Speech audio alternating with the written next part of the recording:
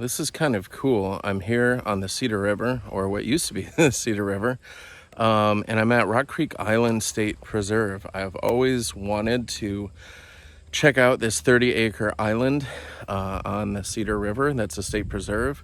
It's one of the few stable islands on Iowa's inland rivers, and normally you'd have to take a boat to get here.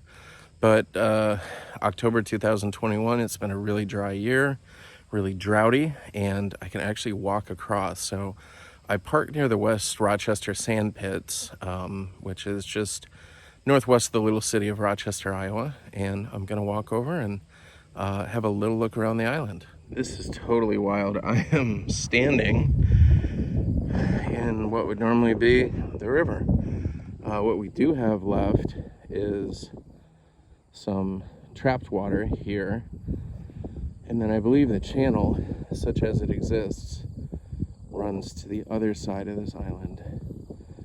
But any other time I would be, knee deep to waist deep in water right now. So you can just see what the drought has done to Iowa this year. So I'm standing here on some gravel bars, checking out some of the cool rocks and shells that deposited here, and I'm almost to the island. You can really hear the crickets chirping on the island behind me. You can also hear the traffic from I-80, and the sun is just starting to set behind me. It's very kind of eerie post-apocalyptic feel, because I am the only person in sight. No houses, nothing out here. A little bit eerie, so let's see what's on the island.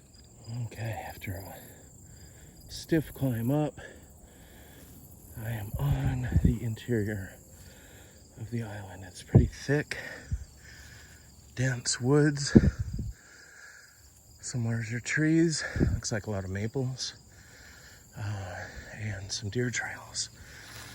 So let's explore a little bit. It's pretty brushy. I'm not sure how far I can get in here. Well, let's see what there is to see.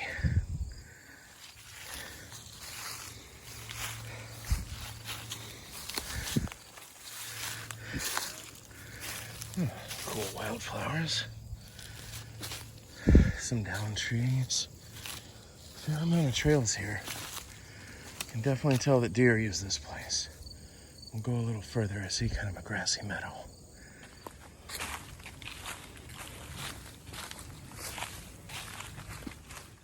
We've reached the interior of the island. It's quite moist here. There are a few things that indicate that from time to time the water from the river probably comes up through here. Just a couple cans and things that look like they floated in. Otherwise, it's completely wild. And there's this giant tree down here. I think this is a walnut or a hickory perhaps. And I can see a little clearing through on the other side. That's probably where the channel of the river is. I don't think I'll go through that field because that looks like tick heaven. But there are trails going back over to this side of the island where I came in. So I think I'll follow those and see where it goes. Well, here's kind of a neat spot. You can see where some of the sandy ground of the island has been excavated and cleared away. I have often seen on islands in the Mississippi River a scenario like this where a snapping turtle will come up and put their eggs there. So I don't know if that's what this is. Obviously, I'm not going to disturb anything because this is a state preserve. You can see there are trees with berries, there are grapes.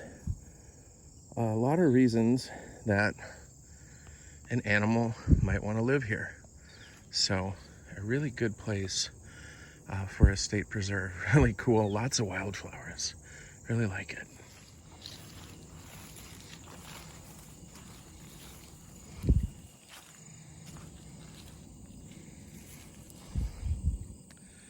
Okay, well, done exploring the island. Got down about halfway, and then the trail kind of curved back toward the river channel.